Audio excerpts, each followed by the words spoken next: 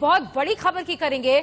उत्तर प्रदेश के बदायूं में दिल दहला देने वाली वारदात सामने आई है। 50 साल की महिला की गैंगरेप के बाद हत्या कर दी गई है। महिला के साथ दिल्ली की निर्भया जैसी हैवानियत की गई है। महिला की पीएम रिपोर्ट में यह खुलासा हुआ है। मंदिर में आपको बता दें कि महिला पूजा करने गई थी और इसके बाद से ही महिला गायब हो गई।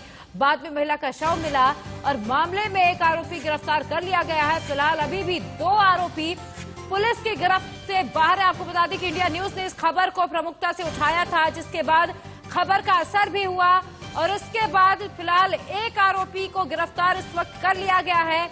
अभी भी 2 आरोपी मौके से फरार है। इसके अलावा एसपी ने उन पुलिस वालों पर भी कार्रवाई की है जो उस वक्त थाने में मौजूद थे। आपको बता दें कि थाना उदैती के एसओ को भी निलंबित कर दिया गया है। और बदायूं में 50 साल की महिला के साथ ये दिल दहला देने वाली वारदात हुई है। आपको बता दें कि बदायूं गैंगरेप मर्डर केस में खबर का असर हुआ है। इंडिया न्यूज ने इस पूरी खबर को प्रमुखता से उठाया था और खबर दिखाने के बाद बड़ी कार्रवाई की गई है। उदैती के थानाध्यक्ष को निलंबित किया गया है।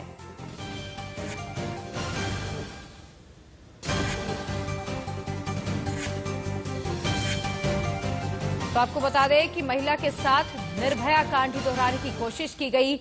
बदायूं से ये दिल दहला देने वाली वारदात सामने आई है, जहां 50 साल की एक अधेड़ महिला, आपको बता दें कि मंदिर में पूजा करने के लिए जाती है और वहां पर उसी महिला के साथ गैंगरेप हो जाता है। गैंगरेप करने के बाद उसकी हत्या कर दी जाती है। और आपको बता दें बदायूं गैंगरेप मामले में इंडिया न्यूज ने इस खबर को प्रमुखता से उठाया था और खबर का असर हुआ है। उदैती के थानाध्यक्ष को एसपी ने निलंबित कर दिया है। एसओ पर अधिकारियों को गुमराह करने का आरोप लगा है। आपको बता दें कि थानाध्यक्ष को एसपी ने निलंबित कर दिया है और इंडिया न्यूज ने इस पूरी खबर को प्रमुखता के साथ उठाया था, जिसके बाद ये बड़ी कार्रवाई की गई है। विभत्स घटना हुई है, उसको सुनकर ही रूह कांप उठ रही है। निर्भया से भी घृणित अपराध हुआ है बदायूं में, और वो भी एक पूजा स्थल पर, मंदिर में। मंदिर के महंत और उसके चेलों के द्वारा जो घृणित गैंगरेप और उसके बाद उसकी हत्या जो कर दी गई है, ये अपने आप में उत्तर प्रदेश का जंगल राज साबित करने के लिए काफी है। उत्तर प्रदेश की सरकार को अगर शर्म है तो तत्काल प्रभाव से इस्तीफा दे देना चाहिए। आदरणीय योगी जी, क्या कर रही है आपकी सरकार? महिलाओं के प्रति इतने घृणित अपराध हो रहे हैं और आपकी सरकार सिर्फ इवेंट मैनेजमेंट में लगी हुई है, हेडलाइन मैनेजमेंट में लगी हुई है। उत्तर प्रदेश में अंधा राज चल रहा है, जंगल राज चल रहा है, अपराधियों का बोलबाला है। प्रभु, उत्तर प्रदेश के मुख्यमंत्री जी, जब उत्तर प्रदेश की महिलाएं मंदिर में पूजा करते वक्त भी सुरक्षित महसूस नहीं करती हैं, उनके साथ अन्याय हो जाता है, आरोप वहां के महंत उनके चेलों पे लगता है प्रभु, तो महिलाएं कहां सुरक्षित होंगी? जब मंदिरों में सुरक्षित नहीं तो कहां सुरक्षित होंगी प्रभु? इन महिलाओं ने आपको चुना था, आपको सरकार बनाई थी प्रभु, और महिलाएं यहाँ सुरक्षित हैं। उनके साथ लगातार अन्याय होता जा रहा है। आप कहते हैं हमने शक्ति मिशन चला दिया, आप कहते हैं हमने उत्तर प्रदेश को अपराध मुक्त बना दिया। खाली मंचों पे कहने के लिए आपने शक्ति मिशन और अपराध मुक्त और रोमियो स्कर्ट चलाए हैं। महिलाओं के साथ लगातार अन्याय बढ़ता चला जा रहा है। मंदिरों में महिलाएं सुरक्षित नहीं है। इससे ज्यादा शर्म की बात उत्तर प्रदेश की सरकार के लिए हो सकती है प्रभु? कमाल है प्रभु आपका भी। कम से कम बोलिए नहीं, अब महिलाओं का सम्मान बचाइए। और इस पर और अधिक जानकारी के लिए सीधा रुख कर लेते इस वक्त मेरे 2 सहयोगी अतुल बदायूं से, जबकि खुर्रम निजामी इस वक्त लखनऊ से मेरे साथ जुड़े हुए हैं। अतुल, पहले आपका रुख करना चाहूंगी।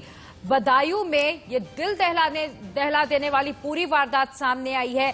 अब तक क्या कार्रवाई आरोपियों पर हुई है? अभी कितने आरोपी फरार हैं? पुलिस का क्या कुछ कहना है इस पूरे मामले में? और साथ ही अतुल ये भी बताइएगा कि सरकार के उस दावे की भी पोल खुल गई है यहाँ पर, जहां पर कहा जाता है कि महिलाएं सुरक्षित है, लेकिन महिलाएं मंदिर में भी सुरक्षित नहीं हैं।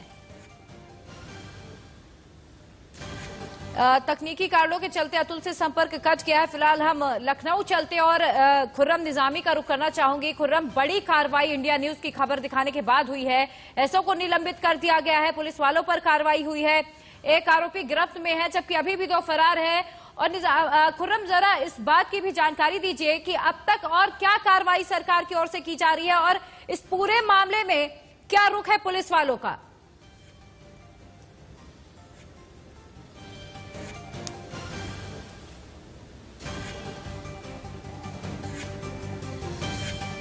तो फिलहाल कुछ तकनीकी कारणों के चलते अभी संपर्क नहीं हो पा रहा, फिर से संपर्क साधने की कोशिश करेंगे। लेकिन आपको इसी बीच बता दें कि Badaun gang rape murder case में खबर का असर हुआ है। एसपी ने कार्रवाई करते हुए उदैती थाना के एसओ को आपको बता दें कि निलंबित कर दिया है। इसके अलावा अब तक एक आरोपी की गिरफ्तारी हो चुकी है। हालांकि अभी भी इस पूरी घटना के जिम्मेदार 2 आरोपी पुलिस की गिरफ्त से बाहर है। पुलिस पूरे मामले की तफ्तीश में जुटी हुई है, लगातार मामले की जांच की जा रही है। लेकिन कहीं ना कहीं सरकार के उस दावे की भी पोल यहां पर खुलती हुई दिखाई दे रही है, जहां पर कहा जाता है कि हमारे देश में महिलाएं सुरक्षित है, उत्तर प्रदेश में महिलाएं सुरक्षित हैं। लेकिन मंदिर के अंदर इस तरीके की दिल दहला देने वाली वारदात सामने आई है। बदायूं से अतुल इस वक्त मेरे साथ जुड़ गए हैं। अतुल, मंदिर के अंदर ये घटना होती है, एक महिला के साथ गैंगरेप होता है और उसके बाद उसकी बेरहमी से हत्या कर दी जाती है। कहीं ना कहीं उन आरोपों की भी यहाँ पर पोल खुलती है जब कहा जाता है कि महिलाएं सुरक्षित है, लेकिन यहाँ पर महिलाएं तो मंदिर के अंदर भी सुरक्षित नहीं है। हाँ, मैं आपको बताना चाहता हूँ जिस तरीके से बेटी बचाओ बेटी पढ़ाओ और दूसरा मिशन शक्ति उत्तर प्रदेश सरकार का एक बहुत बड़ा अभियान है, उसको कहीं ना कहीं ठेस लगती रह जा रही है। ऐसा ही एक मामला उगैती थाना क्षेत्र में आया है, जहाँ एक महिला के साथ वहाँ के महंत ने दुष्कर्म किया और ये बात पोस्टमार्टम रिपोर्ट में गई। और सबसे बड़ी बात यह पुलिस इस मामले में पूरी की तरह गुमराह करती नजर आई। उच्च अधिकारियों को संज्ञान में भी डाला और ये कह के टालती रही कि ये मामला कुएं में गिरने से हुआ है। तो एक बड़ी शर्मनाक घटना सामने आई है, जिसको लेकर उत्तर प्रदेश सरकार और इस पर पुलिस पर एक सवालिया निशान लगा है। जी अतुल, साथ ही ये भी बताइएगा कि अब तक क्या कुछ कार्रवाई पुलिस वालों की ओर से की गई है, इसके अलावा पुलिस का क्या रुख है इस पूरे मामले में? हाँ, मैं आपको बताना चाहता हूँ जिस तरीके से इंडिया न्यूज़ ने खबर इसको प्रमुखता से उठाया, तुरंत पुलिस हरकत में आई और जो यहाँ के उगैती थाना अध्यक्ष हैं उनको निलंबित कर दिया गया है। 2 आरोपी गिरफ्तार भी कर दिए गए हैं। अब मुख्य आरोपी जो महंत है वो फिलहाल अभी उसके लिए 4 टीमों का गठन कर दिया गया है। पुलिस का कहना है कि जल्द से जल्द गिरफ्तार करके उस पर सख्त कार्रवाई की जाएगी। फॉरेंसिक टीम भी वहाँ मौजूद है जो साक्ष्यों को जुटा रही है, जिससे और घटना का सच्चाई सामने आ सके। जी अतुल, आप बने रहिएगा मेरे साथ। इसी वक्त खुर्रम निजामी मेरे साथ लखनऊ से जुड़े हुए हैं। खुर्रम, लगातार उत्तर प्रदेश में इस तरीके की घटनाएं सामने आती रहती हैं। बदायूं में ये जो पूरा दिल दहला देने वाला वाकया सामने आया है, इसके बाद कहीं ना कहीं पुलिस प्रशासन पर भी सवाल खड़े होते हैं, क्योंकि यहाँ पर आरोप सीधा सीधा पुलिस वालों पर भी लगा है कि वो अधिकारियों को गुमराह करते रहे हैं। जी बिल्कुल, देखिए यहाँ संवेदनशीलता की बेहद कमी दिखाई दी। जब जो मृतक के परिवार थाने पहुंचता है तो ये कहा जाता है कि वो कुएं में गिरकर मर गई और 44 घंटे बाद उसका पोस्टमार्टम होता है। जबकि ये कहा गया है, निर्देश है कि अगर कोई रेप की शिकायत लेकर आता है तो आप तुरंत उसका मेडिकल कराएंगे और अगर उसकी मौत हो चुकी है तो उसकी मृतिका की आप पोस्टमार्टम रिपोर्ट कराएंगे, ताकि जल्द से जल्द उस मामले का खुलासा हो सके। लेकिन यहाँ ऐसा नहीं किया गया।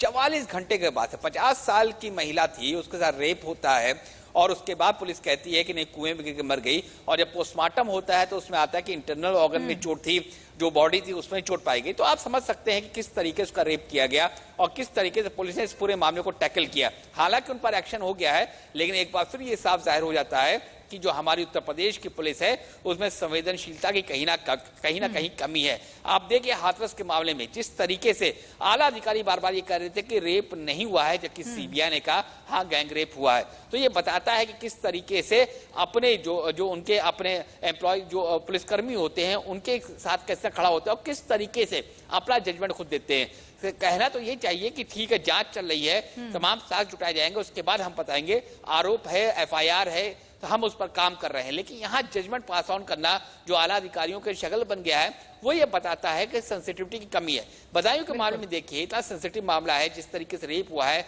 और जिन आरोपियों में से एक को हालांकि अरेस्ट कर लिया गया है, लेकिन अभी भी 2 फरार है। 44 घंटे बाद पोस्टमार्टम और इतने वक्त गुजर जाने के बाद सिर्फ एक गिरफ्तारी ये बताता है कि कहीं ना कहीं जो पुलिस तंत्र है उसमें खामी है और जब तक उसको सुधारा नहीं जाएगा तब तक कि इस तरीके के मामलों का जल्द पदार्पण नहीं हो सकता है।